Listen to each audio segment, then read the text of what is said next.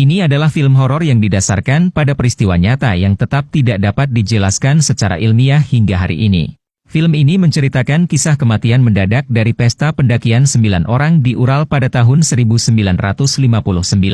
Tidak dapat dipercaya, polisi menemukan 11 korban, bukannya 9, dan 2 orang tambahan meninggal dalam kondisi yang mengerikan, dan tidak ada yang tahu apa yang terjadi pada mereka. Pemeriksaan forensik menunjukkan bahwa semua kecuali 3 anggota tim menderita luka dalam, kecuali 3 orang yang dimutilasi secara fisik.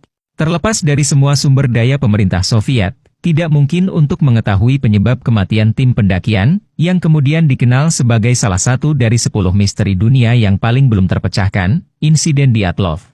Insiden ini disambut dengan spekulasi dan bahkan saran bahwa tim telah mengalami peristiwa paranormal.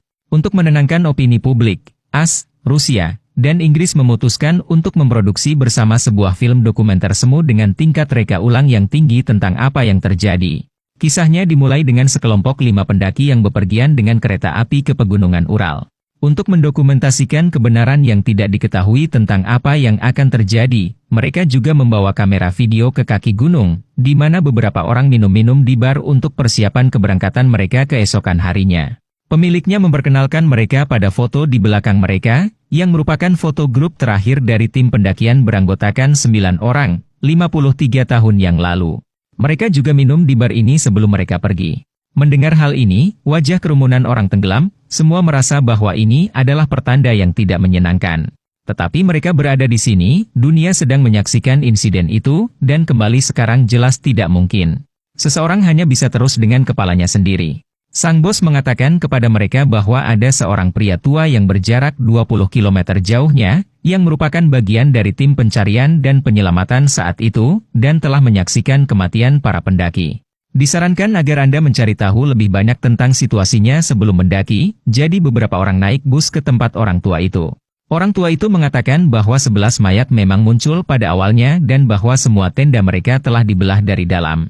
Mayat-mayat yang paling dekat dengan tenda berjarak 200 meter. Mayat-mayat yang paling jauh dari tenda berjarak 3 km, dan banyak adegan yang sangat membingungkan. Mereka tidak punya pilihan selain mengandalkan satu-satunya informasi yang mereka miliki dan mulai mendaki. Namun, pada hari pertama mereka, sesuatu yang aneh terjadi, garis jejak kaki muncul di sekitar tenda, diukur pada jarak 60 yard. Mereka mengikuti jejak kaki dan mulai mencari makhluk tak dikenal, tetapi sebelum mereka sampai terlalu jauh, jejak kaki itu menghilang. Beberapa jauh lebih jauh lagi, jejak kaki itu muncul di tempat lain. Kerumunan orang banyak itu tidak percaya. Mungkinkah makhluk-makhluk ini bergerak seketika? Lisa berpikir bahwa jika kita benar-benar bisa menangkap makhluk tak dikenal itu, maka kita akan menjadi orang pertama yang memecahkan insiden ini dan pasti akan terkenal selama berabad-abad. Kerumunan orang sangat bersemangat dan memutuskan untuk terus mencari. Tetapi baru setengah jalan menuju puncak bukit, terdengar suara-suara aneh, dan kemudian kamera juga diganggu oleh suatu kekuatan yang tidak diketahui. Mereka mengabaikan hal ini dan memilih untuk melanjutkan perjalanan.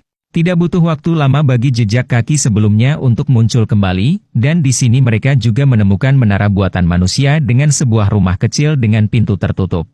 Lisa dengan berani memanjat untuk memeriksanya, membuka pintu dan lidah yang terpenggal terlihat, dia langsung jatuh karena terkejut.